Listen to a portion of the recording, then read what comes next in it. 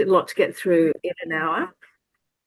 We are recording the session just so you know, mainly for our own benefits, but be aware if you're saying anything, it will be on something that we have recorded. But I would like to welcome you all today and first of all, pay respects to the traditional owners of the lands on which we are joining from.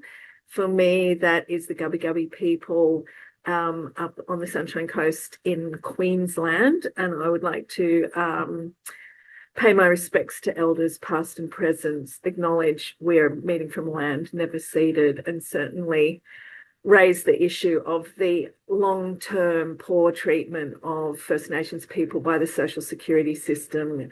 Many issues have been remedied, but unfortunately there are still some that, require our attention. That's an issue that we're aware of, and walking beside First Nations people as we work out what should happen next. Before we get into the content, I wanted to welcome our CEO, Kate Allingham, who has a few words that she'd like to say to start us off. Yeah, hi everyone, and thank you so much for your interest to this report, number 3. I'm sure some of you have attended 1 and 2 and was waiting with bated breath for number 3. This has been a really huge and significant project for Economic Justice Australia. I think it's fairly unprecedented in terms of the detail, and it really does paint a snapshot in time in terms of where we're at for social security broadly. But I think it's really important that we have that this report so much focuses and highlights the issues specifically for rural and remote Australia, and then particularly for women. So I guess the process that we've followed, which Sally will talk more about, but we're very solutions focused. It's very much evidence based in terms of the recommendations that has been provided. Everything within this report has been fact checked by Services Australia, which is in itself has been a really, I think, important process. We have really good government engagement with this project. We had a launch at Parliament House last week. The Minister attended, Minister Plibersek launched the report, and she was there for the whole hour that we were there, which is a pretty impressive commitment. We also had the DSS Secretary. I do just want to, we're obviously now really having a look at our key advocacy points that we would like to raise, and just really encourage people that if there is things that within this presentation or the report more broadly that's really aligning with the work that you're doing currently, please get in touch with us. We will hopefully be in touch with you, but we're just really be really interested in the sector's engagement and views in terms of what we really should be focusing and prioritising in this report. So thank you all for coming, and I'll hand it back to the very capable hands of Sally and Taylor. Thanks, Kate. So firstly, just in case some of you are not across exactly who we are and what we do, we're the peak for 22 community legal centres that provide specialist legal advice to people about social security. And those centres are based all over Australia. They see thousands of people each year and assist them with their social security problems. A lot of them do elements of advocacy and policy work, but they also feed their grassroots experience up to us. And it's very important to us that generally day to day, our input is based on their experience, that there's a strong evidence base for that, as well as that the majority of staff have also worked or continue to work in those centres, so that we are really hearing in a timely manner what's happening on the ground.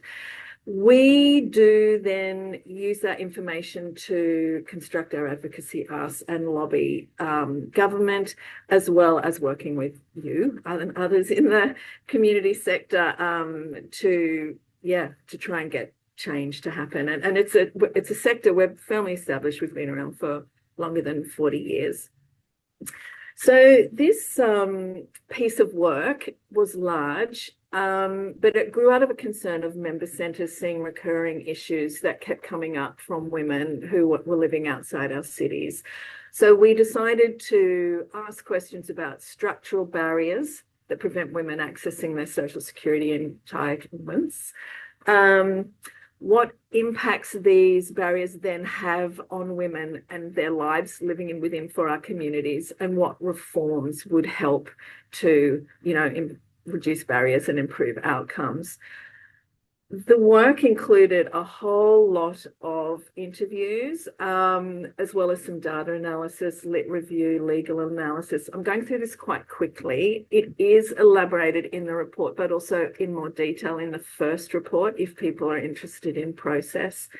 We had an advisory group and also some research collaboration with the University of Melbourne and University of Queensland. There you can see some snaps.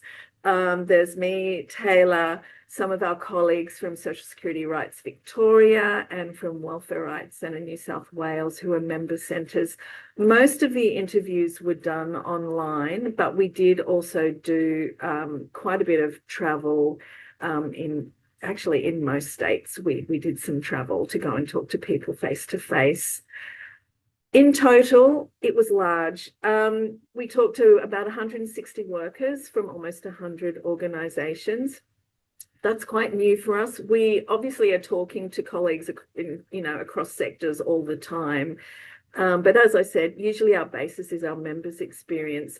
Here, we wanted to make sure that we were capturing things of people who maybe weren't coming to legal centres, issues people didn't see as legal issues, or really, where people struggle to get any kind of support and maybe are fortunate to finally get in touch with very local community service providers. So it's a mix of input from our members and from a whole lot of other services. You can see there just the topics of the difference report. It ended up, let's say, bigger than Ben-Hur. It was large. We divided it into 3 reports. This is the report that we're talking about today. And just for context, we did start off thinking, should we be asking people what barriers are very specific to women in 4R areas? And then we thought that really it runs a risk of missing things that might be common across genders, across Australia, but that women in 4R areas are also experiencing. So we ended up really just with that question: what are the barriers to women in 4R areas being able to access social security support? So to start with, you'll notice we're going to go fast. We're going to just touch on the issues raised in this. I think it's a good couple of 100 pages, this report.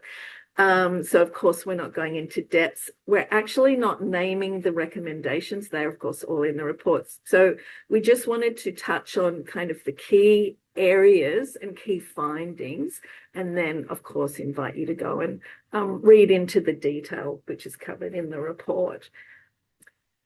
So family and domestic violence is one of the chapters, and I've just put up the stats there, which I think many of you will be familiar with. They're very disappointing, those statistics, and little progress being made on them. But clearly, family and domestic violence is something where women are usually the victim survivor. I guess for this project, the important point is that the risk increases by remoteness and also socioeconomic area of residence, and often there is an overlap there with a lot of lower socioeconomic areas being outside cities. So you can see that a recent stat that there's a higher rate of intimate partner violence recorded in those areas. And there's really startling evidence around high rates of hospitalisation, suggesting it's physical violence and more severe violence that ends up with people actually getting hospital care to treat, injury. And also, importantly, First Nations women are at higher rates of violence, including higher rates of hospitalisation. And, there are large communities where First Nations women are living outside our cities. And again, intersectionality, always critical, that it is such a leading cause of homelessness. And of course, social security, or at least some economic support, is absolutely vital, we all know, to securing housing, which is extremely difficult in this climate. So here's just a quote from one of the service providers that we talk to. And it's really about, the never-ending list of reasons, or not reasons, methods of, perpetrating economic abuse and other abuse against women, where perpetrators control finances, waste family resources, use it for gambling, alcohol, other drugs, whatever, purchase things that just they benefit from, enter into credit contacts with or without the woman's knowledge, give money to friends, etc. So some of what we need to consider is about what happens when the money enters the home, and whether in fact women, victim survivors, have the capacity to control and to spend it. We started off trying to demarcate between issues around the member of a couple rule and issues around domestic violence. So the member of a couple rule describes the system in social security that underpins everything. You're either considered single or a member of a couple. If you're a member of a couple, you as an individual will get less payment than if you were a single person, because the combined income of the couple is, obviously more than a single person. And it also affects the income of your partner, and the assets of your partner affects how much money you can get. Of course, this is an old-fashioned type notion derived from the idea that women are dependent on their partner, that finances are shared within a member of a couple, which we know is not the case in many, many relationships.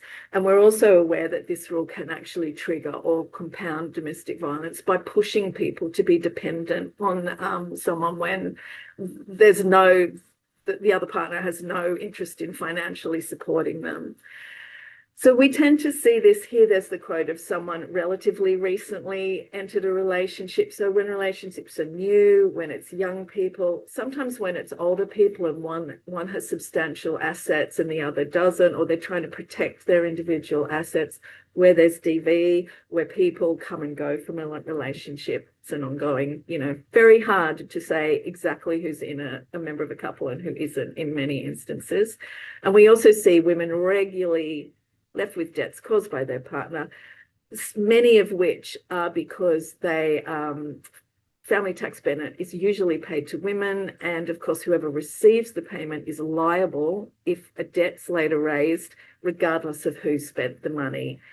People often find that they had no idea what a partner actually owned, controlled, etc., until there's a social security issue. So just a very quick example I wanted to raise was one of Hannah, who had managed to leave an extremely abusive relationship, and she was caring for her 5 children. Her partner, who was homeless and had psychiatric issues, kept wanting to stay over, and she'd often agree just to try to limit the violence and the consequences if she said no. Services Australia got involved, then contacted him to let him know they were looking at issues, and he then realized that he could use that as a leverage, and managed to use that as a leverage to get increased contact with the children. So not only does it impact people while they are living together, but post-separation, you can see the process by which Services Australia has to ascertain whether a person's a member of a couple or not is a serious issue. We don't have our position anyway, what I will say is it's articulated on page 14. We're in the process of trying to work out exactly what it is we are calling for, while we recognise the member of a couple rule is highly problematic for many, many women. Okay, so we also see weaponisation of the system.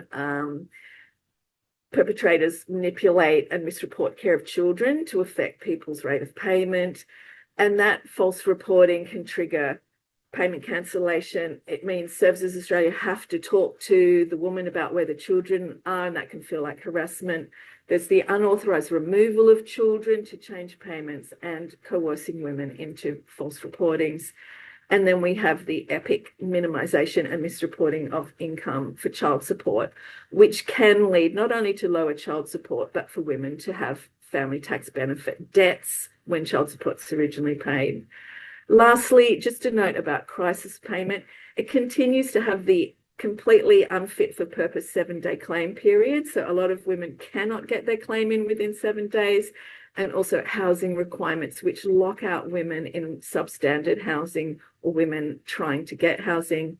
And lastly, the importance of social workers and other outreach staff who can use their trauma-informed, response training to actually assist someone in crisis who needs support for a complex process. And lastly, loud and clearly, we hear that workers in this area want a way to efficiently contact and speak to Services Australia staff because they're waiting on hold with everyone else, which is not good.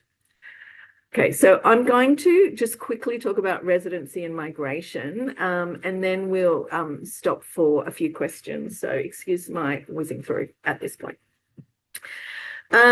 What do we hear? We hear that, there are special areas which inform migrant and refugees women's access to social security, and that might be a limited understanding of the system, minimal access to digital equipment, low digital ability, many reasons, limited English, etc. And that these issues are really compounded where women are in a 4R location and they're not living with lots of family members or an informal network provided by community to help them understand and access social security. Also, that intersection with migration, settlement, housing, employment, family law, and particularly family and domestic violence was very evident. Here's just a quote from one of the workers in regional Queensland that sometimes people don't have skills, but sometimes that's actually because there's a perpetrator actively limiting the person's access to information. So they just are not, it's almost impossible for them to work out how Social Security works. And this quote, which is, endemic of the situation for some migrant women who come here with limited English, and then the interaction with Centrelink is driven by a partner. So in this case, he took her to Centrelink. She had no email. He says, use mine and my contact details. And that then means he has full control over her MyGov. He's working fraudulently, not reporting. She's experiencing domestic violence and is isolated.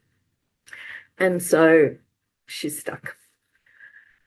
So some of the broad issues that came up are the newly arrived residence waiting period, which means that a person who has permanent residence must wait before they can access Social Security. Most payments, that's 4 years. We still see family members of refugees turned away. So when refugees come, they do not have to wait to receive payments, and neither do their dependents, which might be a spouse or might be children, including in some cases adult children. What we tend to see is that a member of a family, often the father, arrives in Australia, and then it takes so long to get permission for the rest of the family to join him that by the time they go to Centrelink, there's nothing in their passport to indicate the relationship with him. They're not a refugee. Social Security law says that they are entitled to payment, but they get turned away, and then can go. We've certainly had, our members have had clients where it's been years of them missing out on payments that they were entitled to. We've talked to Services Australia. They are interested in this and working on it, but it needs more attention and more effort. New Zealand women, absolutely appallingly, I believe, they stand out as, so when New Zealanders come to Australia, they come in on a specific visa to make entry easy, but that then locks them out basically of Social Security entitlements unless they've been here for longer than 10 years, and then they can get up to 6 months. It's really punitive, and partly because there's no prompt, unlike other visas, to change your visa type or do the thing that will get you eligibility. So we see people here for 10, 20, 30 years, something goes wrong, and they're either entitled to nothing or perhaps to a very short period of payment. Many women on long stay temporary visas are locked out, and sometimes they're locked out of Social Security and they don't have working rights, which is really, insane how you can expect someone to remain here without um, any income or permission to earn income. And we see women locked out on long stay temporary visas, even when there's a catastrophic change in their circumstances, which in theory the system accommodates, but in practice, people still get turned away.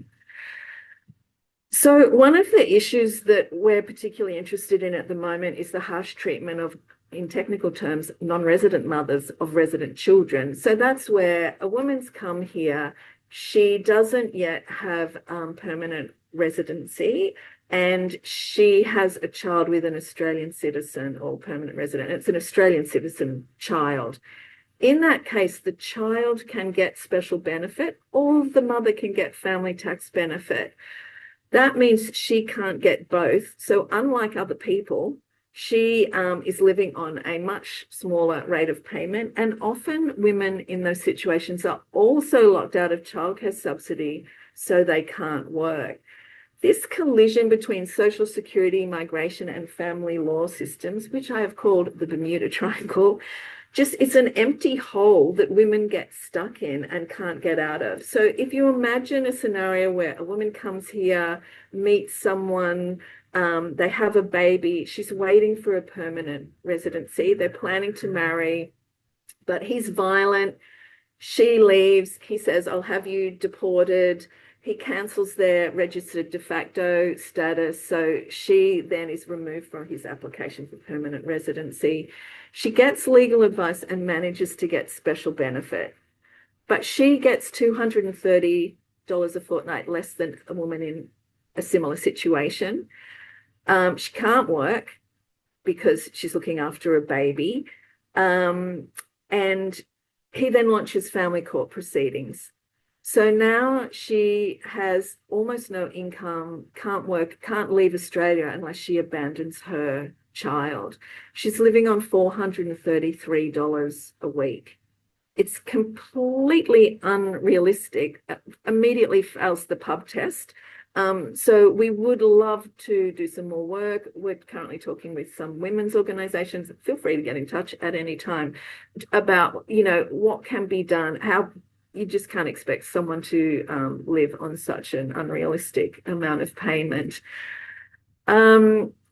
I guess also it's the Australian citizen child. I'm not sure how that Australian citizen child is doing, which may appeal to more to some, political persuasions. But yeah, it's a case in point that is really surprising that it's still operating in that way. And the last thing I will mention is the status resolution support payments. So they are not Social Security payments. They're kind of considered emergency payments of last resort for people who are locked out via migration. But our members sometimes try to assist people to claim them. Their problem there is eligibility criteria is very narrow, and it's notably decreased over the last few years so that fewer people can get it. And policies and procedures are unavailable. So our solicitors, or just people generally, are unable to work out exactly why they can't get it and whether there's anything that should be done about it, and to access review rights. So that's the end of my first section. Are there any questions, Taylor? No questions in the chat, but people are very welcome to ask them by turning their mic on. And we've got a stopping point now before you lock in for the end of our I must say it was a webinar. bit of a speed read.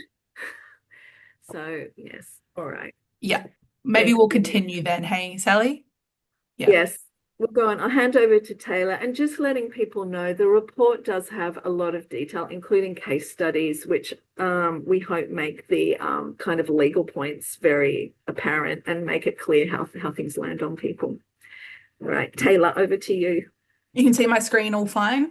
Yes, you're looking good. Okay, so As Sally said, we could talk about each of these chapters in great length. We don't have that luxury today, but we are so open to you reaching out to have a more detailed discussion after this for sure. But so there is a chapter in this report focused on compulsory income management, which it can be seen as a controversial issue for people living in our cities. But as a whole, when we spoke to service providers working with women outside our cities, it wasn't controversial at all. They said compulsory income management should end. For those of you that don't know, compulsory income management is when a portion of your social security income is quarantined in a bank account and on a bank card that you don't choose without your choice. You don't choose the bank or the card. You can't spend money at unapproved stores for unapproved purchases, and you can't withdraw cash. It's not a stretch to say that pretty much all the people subject to compulsory income management and income management more broadly are in the Northern Territory. 32,000 people approximately are subject to income management and enhanced income management, and 30,000 of those are in the Northern Territory. Of people subject to income management broadly, 82% are First Nations people, 80% live outside metropolitan areas, and 55% are women. So what we heard when we spoke to service providers throughout this project is that we heard that it doesn't do what the government purports it to do. The benefits that it purports to do just aren't there. It's harmful. It's broken. It deepens women's financial hardship. It has a really problematic legal foundation. It's discriminatory based on geographic location, but also on race and gender. We also heard once you're subject to the scheme, it's practically impossible to get off. FPOS fails in remote areas and during natural disasters, which means people are cut off from Social Security, all of it. These aren't new things that I'm saying. People that have come before me have said it many times before. Aboriginal community controlled organisations and their allies have been saying this for the last 20 years. Even government has committed to ending it, and subsequent parliamentary inquiries have said it should be ended. Two of our 160 interviews did report positive outcomes for women in their communities. They gave examples of women being able to avoid humbugging and coercive control from an intimate partner. But in the same breath, they also spoke about women's smart cards and basics cards being used without their permission. So we've incorporated this into how people have talked about income management to us. I could spend a lot longer talking about the legislative basis of compulsory income management and the really problematic nature of that, but that's for another day, and reach out if you'd like to have more conversation about that. What I do want to tell you about is Susie. So Susie's of course not a real name, but Susie is a young mum. She's travelled over 3,000 k's to her closest capital city so her child could get medical treatment at a hospital. While she's in the city and her kid's in hospital, Susie stayed with her cousin, who, unbeknownst to Susie, is subject to compulsory income management under what's called the Compulsory Income Management Child Protection Measure. Local child protection authorities have visited the place where Susie and her cousin are living, and the child protection worker has told Susie she's being put on compulsory income management because she's living in a child protection house. And this has frankly pulled the rug out from under Susie. She'd been chipping in for rent, utilities with her cousin, but also paying for rent and utilities back home in her hometown. She can't do that anymore. 70% of her social security income is unable to be withdrawn as cash and used for unapproved purchases. She's found herself struggling to pay for living expenses because it's interfering with her capacity to manage her money. I imagine it would be similar for all of you. Susie's asked child protection authorities to take her off, say, I don't want to be subject to this. I can manage my money. I was doing just fine. You've made this decision. She tried to move out of her cousin's house. Neither of these things have resulted in her being taken off compulsory income management. So she's been referred to an EJ member centre by a social worker at the hospital when they've noticed Susie's struggling to pay for things, right? Susie's got some advice that essentially untangling that web is going to be complex and take some time. She's going to need to satisfy criteria and gather evidence that she's financially responsible, attend legal appointments, meet with child protection authorities. She was managing all right with hospital visits, her child's needs, But now she's got no money, little to no money to do anything with. So she doesn't have the time and energy to unravel this opaque, complex, and uncertain review process, right? So she just bides her time, struggling. Her child's released from hospital, and Susie's left the city. She's exited from compulsory income management because her hometown is not one of the geographic areas subject to the child protection measure. So I think that's pretty startling to me, that case study. And throughout this project, we heard time and time again that compulsory income management is not beneficial. It causes inconvenience and real genuine harm for women that are able to manage their finances. You can read in more detail in this report, but as a broad recommendation, it unequivocally calls for the abolition of compulsory income management. There are more specific legislative and policy recommendations, I guess, below this, and I'd encourage you to read further. The report also calls for the Department of Social Services to release a report that they've recently done. So DSS have done a consultation called The Future of Income Management, looking at how we phase out income management. That's done back in 2023-24. It's not been published. We've asked many times. Our colleagues have asked many times. We think it's important for debate and planning inclusive everyone involved. So incarceration. I want to get you to picture something. I want you to picture a woman walking out of prison on a Friday afternoon. She's got $50 cash in her pocket. She's got no active social security payment, no ID, nowhere to stay. The earliest she can get to Centrelink, to Services Australia, is a Monday morning. There's a gap of more than 2 days, no income, no housing. And if you add in the mix that she's not near a big city or with services or the like, she's got no backup, no sort of safety net to catch her. And we heard from service providers that really devastatingly, it was an uncommon situation like this. In this chapter, we look at what happens at the moment of release, what happens in the lead up to it, and what happens in the weeks that follow.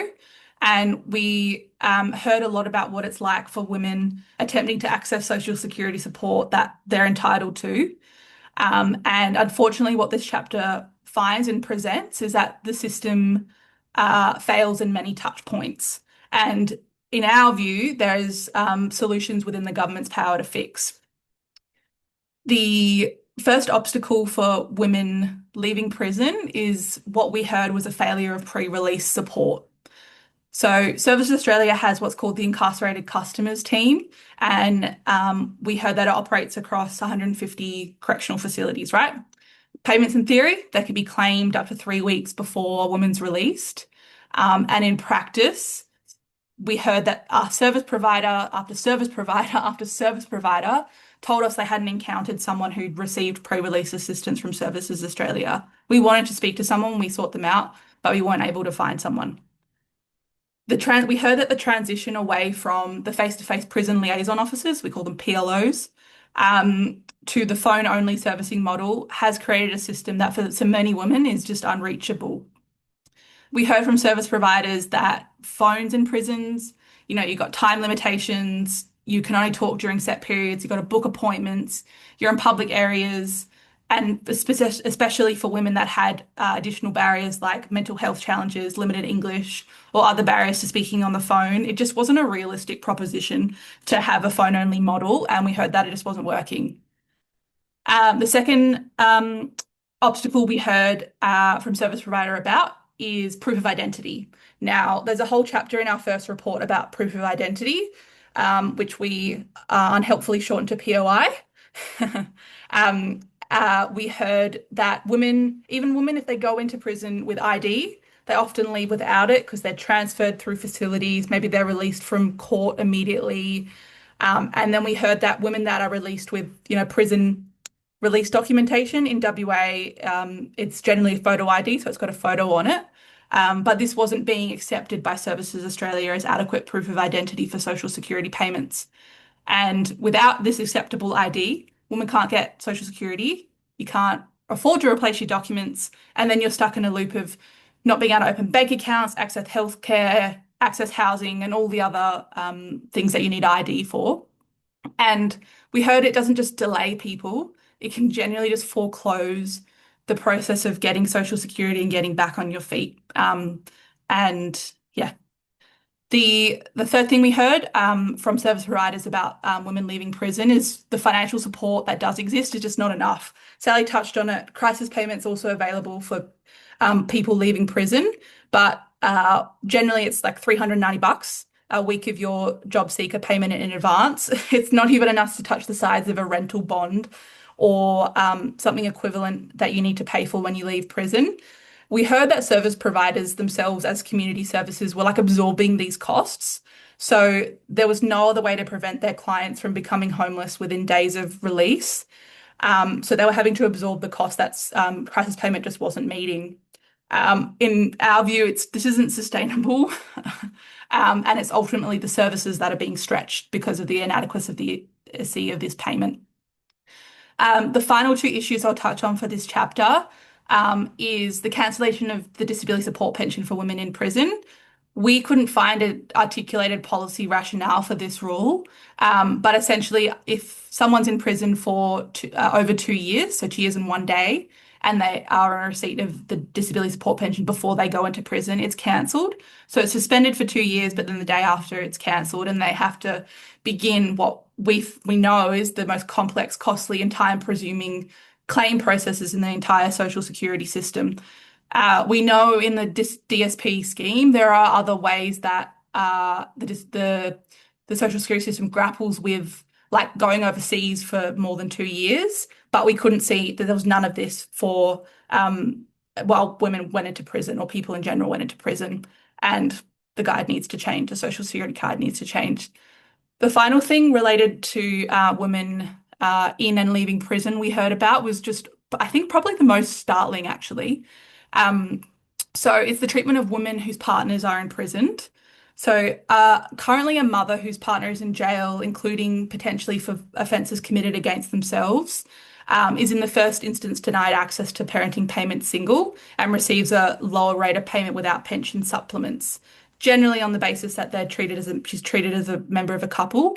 Now, we know there are potentially legal remedies to this. We know Section 24 is a special reason not to treat someone as a member of a couple, and potentially it could apply to a woman in this situation. But we heard that women who were spending years on low partnered rates of payments after seeking reviews and assistance from Centrelink in this very situation, and you can find a case study of Layla in this chapter, who was a mother of three and her partner was in prison for offences against her, who'd spent years trapped on a lower rate of payment and was trying to remedy the situation. But there was no one presented her with the solution of Section 24 or other arrangements to access the entitlements that she should be receiving. Yeah, we go into detailed specific evidence-based recommendations at the end of this chapter, and just asking that women are supported in the system rather than obstructed. The final chapter I very briefly want to touch on is natural disasters. So we know they're not exceptional anymore. They're increasing, and millions of us live our lives against the backdrop of natural disasters, right? This chapter spoke to service providers about what happens to women in 4R Australia when natural disaster strikes. And it should be a good safety net, a source of stability in these moments. But we heard that it unfortunately adds sometimes to the burden that you go through in a natural disaster. I do want to acknowledge straight up that the Australian government disaster recovery payment has been pretty vital, right?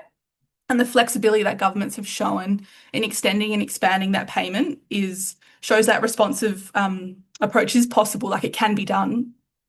We also heard really positively from service providers about like the on-the-ground response by Services Australia post-disasters. So the mobile service centres, I call them the big blue buses, the emergency reserve staff, specialist outreach teams going to disaster-affected communities. And we heard service providers say this was immensely positive for their community after disasters. And it just shows what can happen when Services Australia and DSS are responsive, reflective, and prioritise that face-to-face servicing. And they are bright spots, but unfortunately they exist along what we heard were systemic failures in the social security system responding to natural disasters. So the first is just how the system communicates or fails to communicate.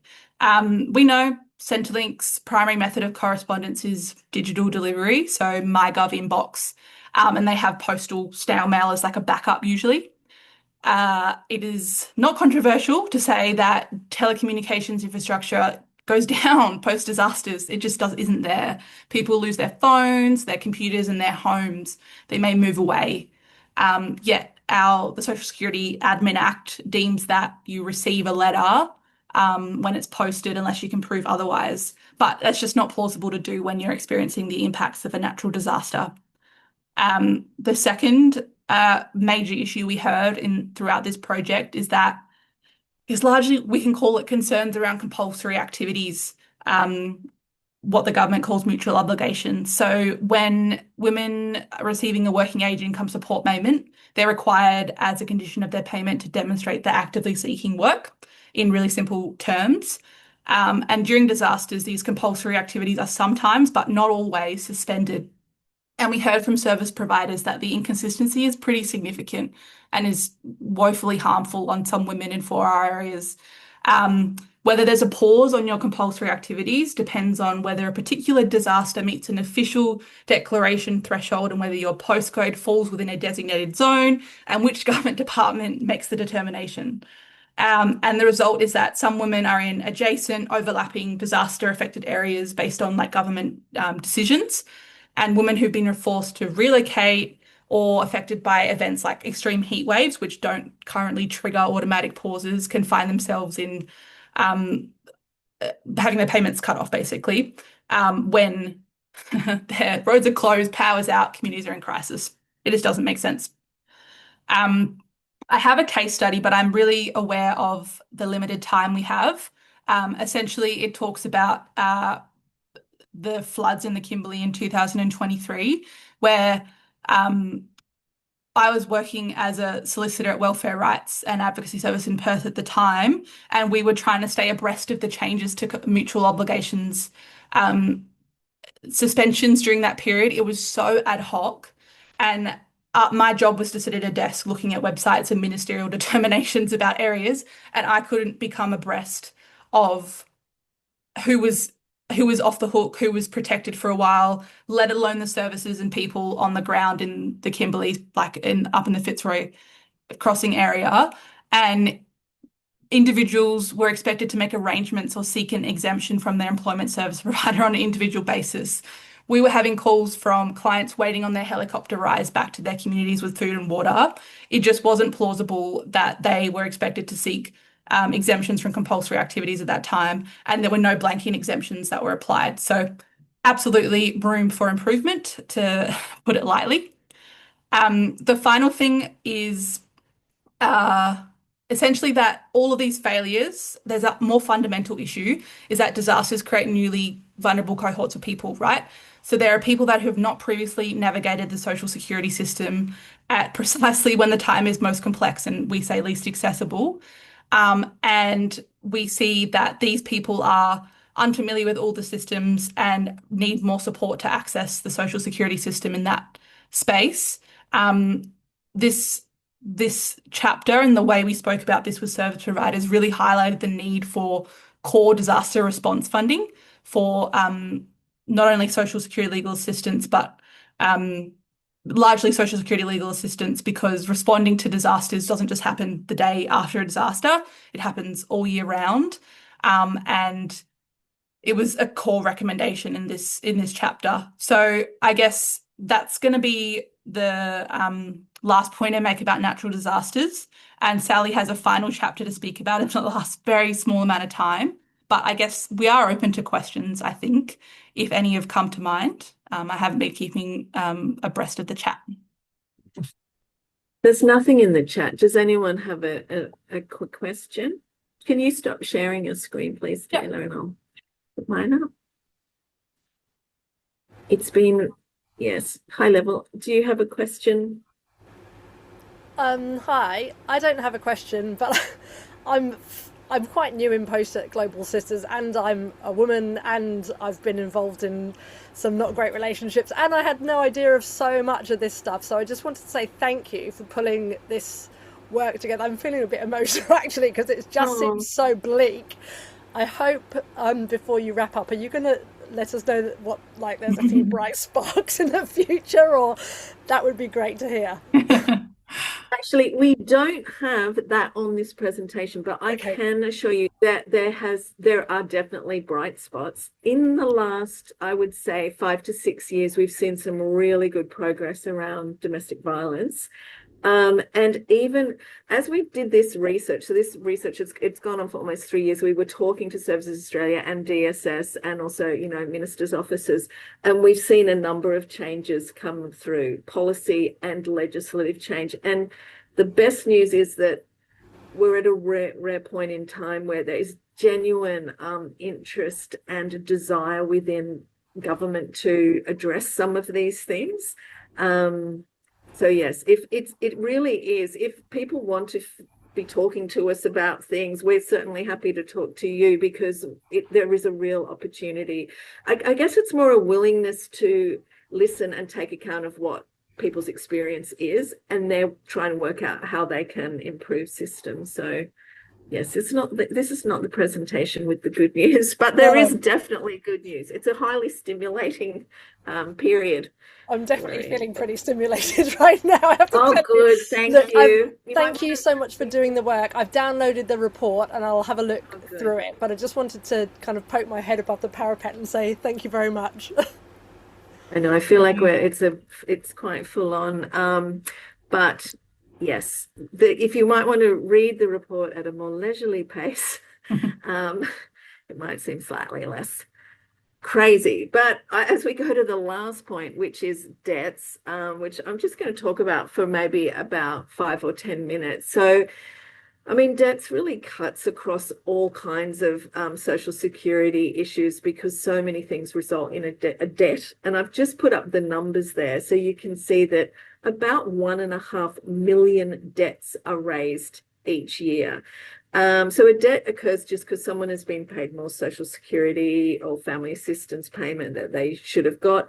Often it's unknowingly because the system is so complicated. But of course, Services Australia has the responsibility for then recouping those funds. And that kind of masks the impact on individuals, because why it's like every day for Services Australia, and it is built into the system. In most instances, there's no penalty on having accrued a debt. The impact on the individual person, who is often a person relying on a tiny amount of income through Social Security, no savings, myriad responsibility, gets the letter saying you owe money, you must repay it. It can be absolutely overwhelming and quite devastating. So yes, debts is certainly a major preoccupation day to day for all of our member centres. Through this research, what is very apparent is the gendered nature of many, many debts. And that is partly the result of payments being made to women. The vast majority of family tax benefit payments go to women. And the legal system then makes the person who's received the money liable if a debt's raised. So that is regardless of whether she's got to spend the money herself or a partner or someone else has spent it. And also whether she was provided accurate information about a partner's income or a partner's assets, etc. So we find women lumped with debts that basically has been part of the family expenditure, or it's been spent by not her, someone else. There's a clear intersection with family violence, including, as I said, people hiding their income, and then it affects her because she's been paid the Social Security entitlement. There are lost opportunities for early intervention, which is it is an issue that Services Australia is currently looking at. And what we mean by that is that the longer that someone's overpaid, the bigger the debt is. So very common for our members, other community workers, to see a debt of a few $100s, but every now and then it's in the tens of thousands, and occasionally it goes to the $100,000 or even $200,000 mark, where someone has been paid something for 10 or 15 years, and suddenly Services Australia says you weren't entitled to it the whole time, and the entire amount needs to be repaid.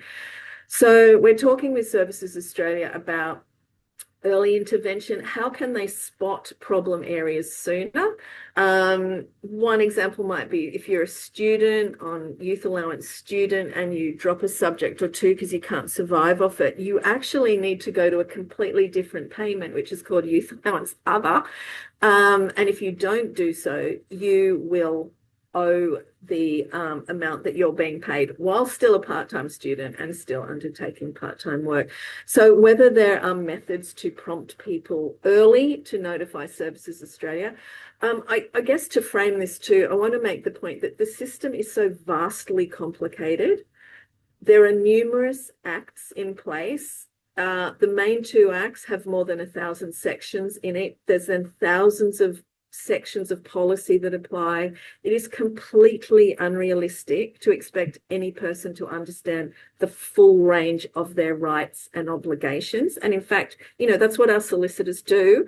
And they're constantly looking things up because even they cannot retain the full range of things that might impact a person's entitlement. So very common for things to go wrong. One of the areas we're particularly concerned about is the system's capacity to deal with informal care arrangements. So that includes kinship care by First Nations people. And just by way of example, just looking for time. There's a case study in there about a grandmother who took responsibility for her grandchild from the time the child was born because her child was young and not interested in caring for the child. Most of the time, her child didn't live with the grandchild and the grandmother. When the child was maybe about the grandchild was maybe about 2 years old, the parents moved in with the grandmother for a period because of housing issues. And then at some point, the grandmother, who was receiving parenting payment and family period, thought this baby could really do with, some contact with other kids, socializations, went to Services Australia, applied for childcare subsidy. And that's the point that Services Australia realised the child's biological parents were in the home. According to Social Security policy, that makes the grandmother immediately ineligible for payment because there is just a default position that without a legal order, the money has to go to the parents. The parents provided no care, made no decisions, little interest, hadn't requested any payment, at no point engaged with Services Australia about the child. Our solicitor managed to get a sizable debt of a couple of years' payments were raised. Our solicitor managed to get them waived on appeal after explaining the situation because the review officer found that, in fact, the payment should never have been made and checks and balances weren't put in place. It was Services Australia's error. But that then leaves the grandmother caring for the child on a reduced payment without the family tax benefit and unable to get childcare subsidy. And so the child is not in childcare. You'll see in other parts of the reports too, the issue of kinship care comes up in the parenting payment in the second report. And there are myriad examples and great frustration from service providers around the system's incapacity to just meet people where they are, how they live. People are living, particularly First Nations people, are living using kinship care arrangements, and the system cannot cope. And in fact, Services Australia staff are unable to make decisions because it's just too complicated and not possible to respond to the situation in front of them under current policy. Also, we are very concerned, and boy, we've been working on this for some while, debt letters. Debt letters arrive and they have not enough information in them for the person to understand whether they really have a debt or not. So it might say, during this period, there was an issue with you know, whether you where your children were, and you now owe us this amount of money. And of course, the person's thinking, well, what was the issue and what was happening there exactly? And what's the, you know, so we have working with Services Australia and arguing that really these letters fail to provide even the most basic information that lets people know whether there's a debt or not. The 6-year limit on debt recovery. So it used to be under Social Security law that after 6 years, Services Australia could not suddenly write to someone and say, oh, you have a debt from more than 6 years ago. We'd like to start doing something about it now. That was removed. And, you know, we saw that go very, very wrong during robo-debt, when people were asked to provide information about income they'd received many, many years ago. Of course, employers don't keep that, individuals don't keep that. It's not possible. Robo-Debt Royal Commission recommended this be reinstated, and 3 years later, we're still waiting for it to happen.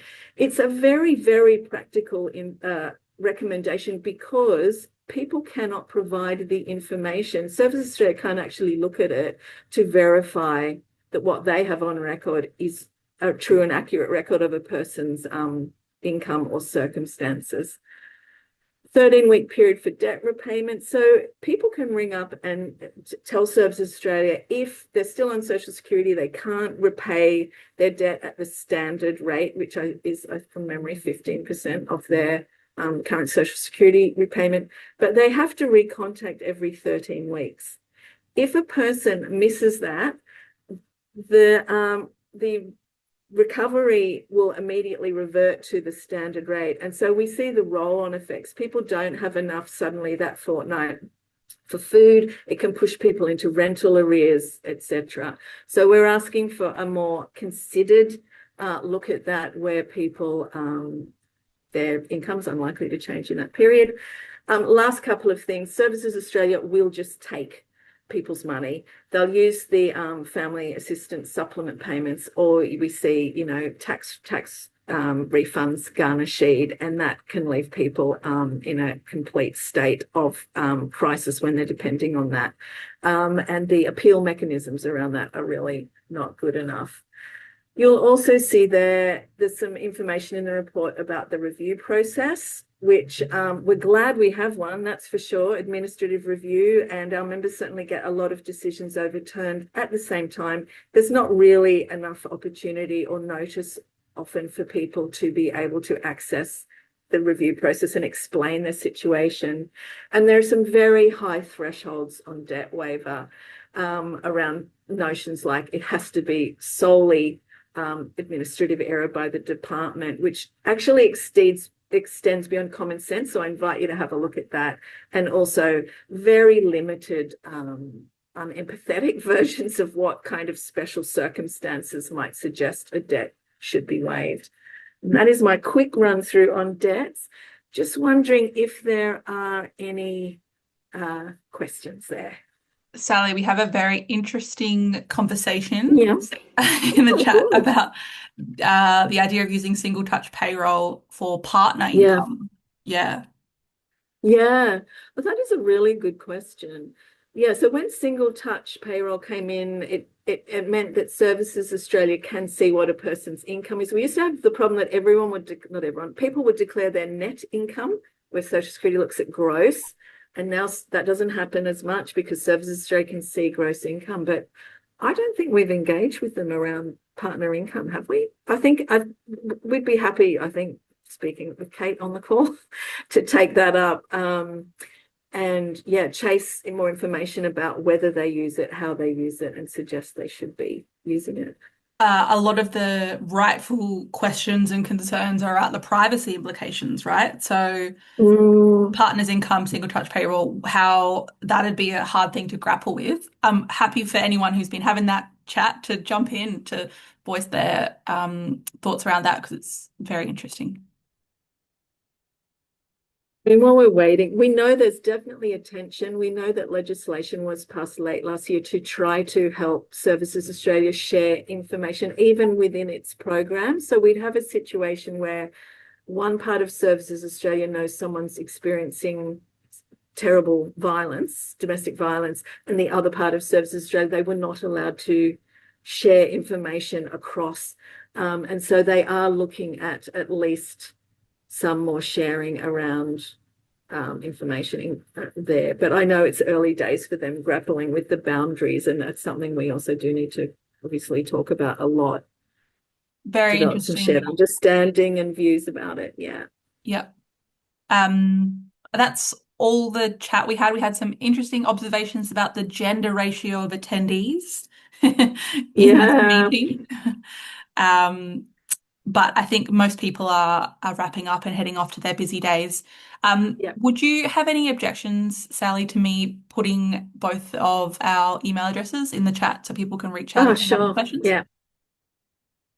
Yes, and we can send a copy of that PowerPoint as a PDF to people. It is just obviously scratching the surface, but it's quite a neat list of what's in the report. Yes. Right. Well, thank you everyone for attending. And as we said, Julian, do you have a question or a comment? Just noticing that gender thing, sorry. But I just say on behalf of the males, or those who would identify as male, it is so important that we actually are part of this conversation. I come from an Indigenous legal studies background as well, worked with communities, and when I worked on domestic violence, there was a big movement to try to get the men in the community involved. And there's a reason for that. I won't go into it now. But thanks for acknowledging. But can I just say, I don't know if you're aware, your report touches on so many key individual discrete areas that there are a number of key working groups across the country that I'm linked in that are working in all of these things. And I'm actually still processing how to deal with it. I'm in the Australian Income Management Group, for example. We're currently doing a campaign at the moment separately about the partner income test. I had a meeting today. There's a whole lot in there. And I want to echo what somebody else said. Well done. What a mammoth task. And can I just say how incredibly respectful of you all I'm to have to experience all those stories as well in such an intense way. So it's really quite amazing. So thank you. That's all I want to say. There's a lot in there, and it's going to get used across. Yeah, that's great. Not even have any idea. So it's fantastic. Thank you so much. Thank you. That's really useful. Can I say, if anyone, we try to be on as many groups as we can. EJA, our staffing has expanded in the last couple of years, so we do have more capacity. But if you have ideas, we get frustrated that Social Security gets siloed out of things. I will say mainly by government, but everyone's got their area they're driving on. So anytime you think that we can be useful, please, let us know. We're more than happy. Fantastic. Thank you. I really appreciate it. Thanks. Well, thank you everyone for attending today. And just reiterating again, please be in touch if you want to, have any input into anything, suggestions, and if we can be useful. Thank you. Thank you very much.